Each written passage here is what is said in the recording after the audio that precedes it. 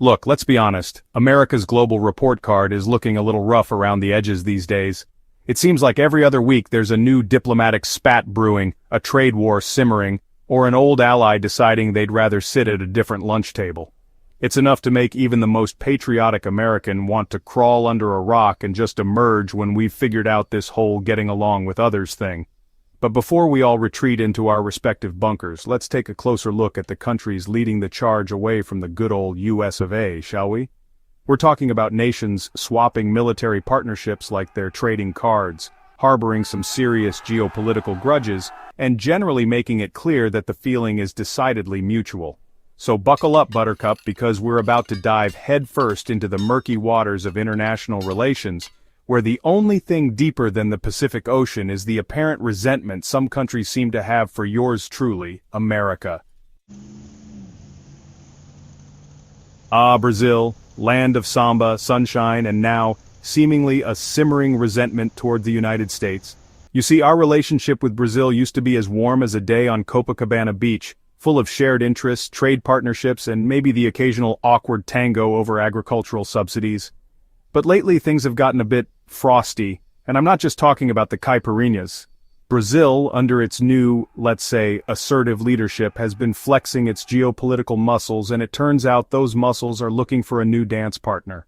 Gone are the days when Brazil would waltz to the tune of Washington's foreign policy. These days they're more interested in leading the conga line of developing nations, with China and Russia right there shaking their maracas alongside. So, what happened? Well, for starters, there's the whole issue of the Amazon rainforest, which, as you can imagine, is a touchy subject for a country that houses a good chunk of it.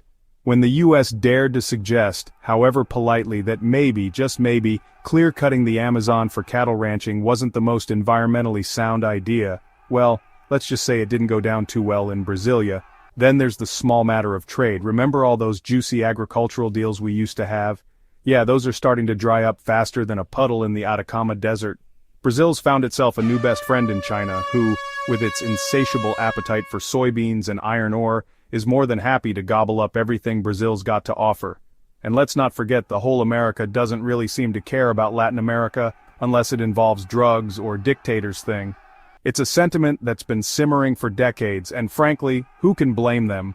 We haven't exactly been the most attentive neighbor, popping in mostly when there's a crisis or, a canal we need to control, so yeah, things are a little tense between us and Brazil right now. They're out there forging their own path, playing the field, and generally making it clear that they're not afraid to samba their way into the arms of a new global partner. And who knows, maybe a little distance is what our relationship needs. After all, absence makes the heart grow fonder, right? Or in this case, maybe it just makes room for more soybeans on Chinese cargo ships. Ah, Turkey, the land of ancient history, delicious kebabs, and a foreign policy that's more tangled than a plate of Turkish delight. Our relationship with Turkey has always been complicated, to say the least. We're NATO allies, sure, but we also have this nasty habit of, well, constantly getting on each other's nerves. But lately, things have gone beyond your usual diplomatic spat.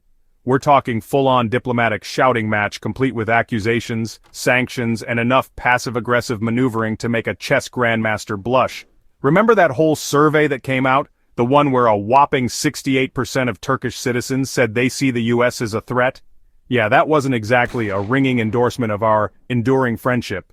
It turns out, decades of feeling patronized, misunderstood, and generally taken for granted by the West will do that to a country. And honestly, who can blame them for feeling a little burned? There was that whole incident back in 2016, the attempted coup, where Turkey felt like we were more interested in reading them the riot act about human rights than helping them restore order. And let's not even get started on our support for the Kurds in Syria, a group that Turkey views with about as much fondness as a porcupine in a balloon factory. Then there's the issue of Russia. You see, while we've been busy trying to isolate Putin on the world stage, Turkey's been over there cozying up to him like they're old drinking buddies. They're buying Russian missile defense systems, striking energy deals, and generally acting like the sanctions we've imposed are nothing more than a minor inconvenience. And look, I get it.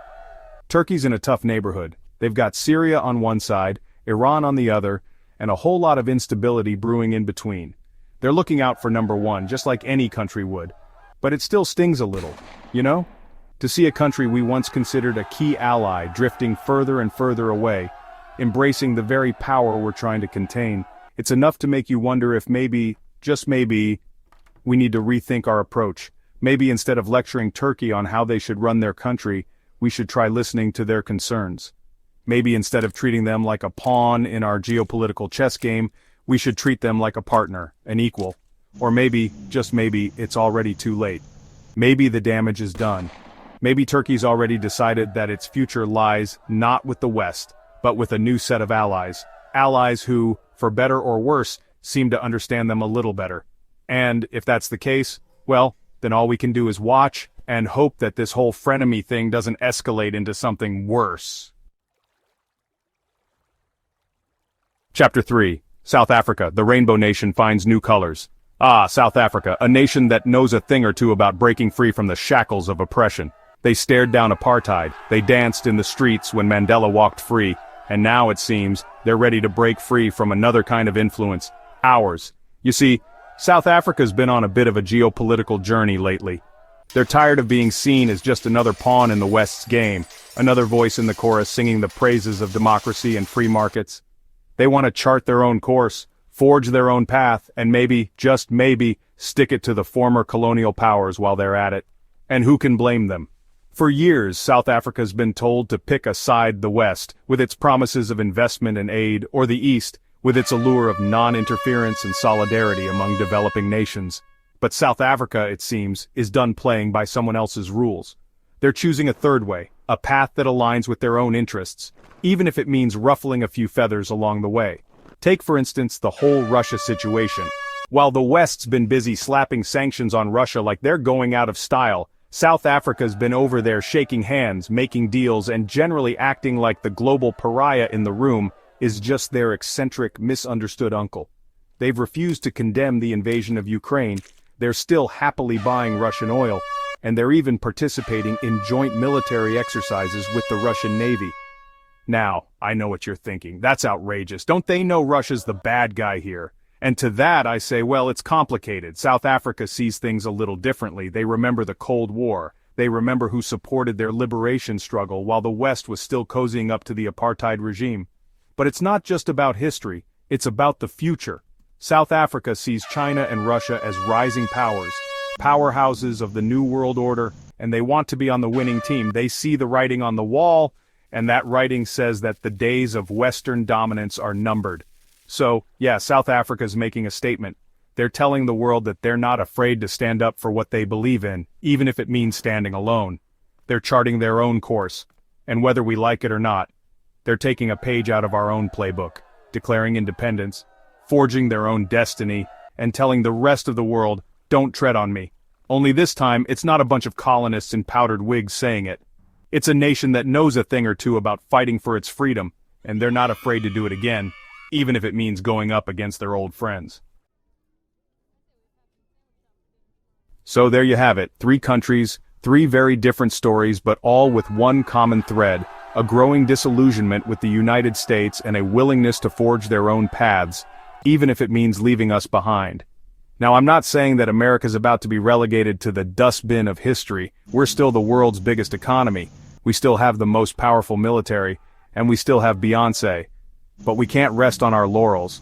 We can't assume that our global dominance is a given, something that will just magically continue forever. The world is changing, and we need to change with it. We need to listen more, lecture less.